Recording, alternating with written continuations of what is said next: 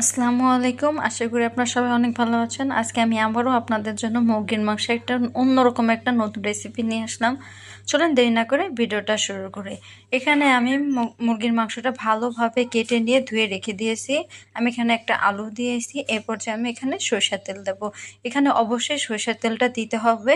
এরপর যে আমি এখানে স্বাদ মতন লবণ দেব, একটু মরিচের গুঁড়া দেব। এখানে মরিচের গুঁড়ার পরিমাণটা একটু কম দিলেই ভালো হবে। এরপর যে হাফ চা চামচ পরিমাণ হলুদের গুঁড়া দিব। এরপর আমি এখানে আদা রসুন বাটা একসঙ্গে বেটে রেখেছিলাম সেটা দেব। এটা দেওয়ার পর এটা ভালোভাবে মেখে নিতে হবে। এই তো আমার মাংসটা মাখানো হয়ে গেছে। এভাবে 20 মিনিট রেখে দিতে হবে। রাখার পর এরপর যে আমি এখানে কড়াই নেব, কড়াই নেওয়ার পর এখানে পরিমাণ মতন তেল দিয়ে দেব। তেলটা যখন গরম হয়ে আসবে এরপর যে আমি এখানে মাংসটা দিয়ে দেব। এখানে মাংসটা অবশ্যই ভেজে নিতে হবে। মাংসটা ভেজে নিলে এটা খেতে খুবই মজা হবে। এভাবে 3-4 মিনিট ধরে ভালোভাবে মাংসটা ভাজতে হবে। এখন প্রায় দেখেন আমার মাংসটা ভাজা হয়ে গেছে। এখন আমি মাংসটা উঠিয়ে নেব। এখন ওই তেলের ভিতরে আমি এখন বাটা মশলা দিয়ে দেব। এখানে আমি পেঁয়াজ রসুন আদা একসঙ্গে বেটে নিয়েছি, এটা দিয়ে দেব। এর পর্যায়ে হাফ চা চামচ পরিমাণ লবণ, 1 চামচ পরিমাণ হলুদের গুঁড়া, 1 চামচ পরিমাণ মরিচের গুঁড়া এবং হাফ চা চামচ পরিমাণ ধনের গুঁড়া। এটা দেওয়ার পর এখানে 1 থেকে 2 মিনিট ভালোভাবে মশলাটা কষিয়ে নিতে হবে। এখানে মশলাটা একটু ভালোভাবে কষিয়ে নিতে হবে যাতে করে এটা খেতে খুবই মজা হবে। যখন তেলটা উপরে ভেসে উঠবে এই পর্যায়ে আমি এখানে পানি দিব।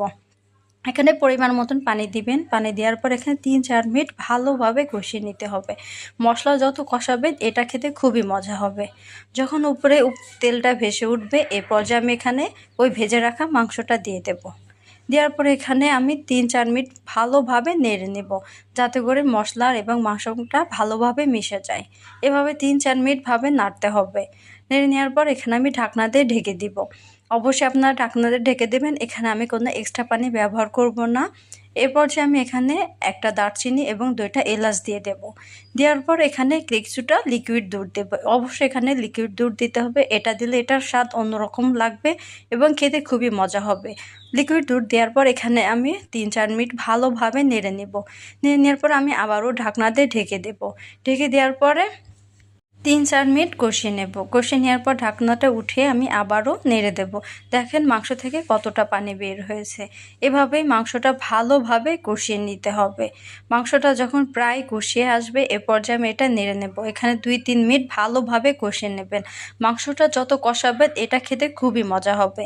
মাংসটা আপনাদের এখানে অনেকক্ষণ ধরে কষিয়ে নিতে হবে। কষানো হয়ে গেলে এ পর্যায়ে আমি এখানে পরিমাণ মতন পানি দিয়ে দেব। পরিমাণ মতন পানি দিবেন যাতে করে মাংসটা সিদ্ধ হয়ে গেছে, বেশি পানি দেওয়ার প্রয়োজন নাই।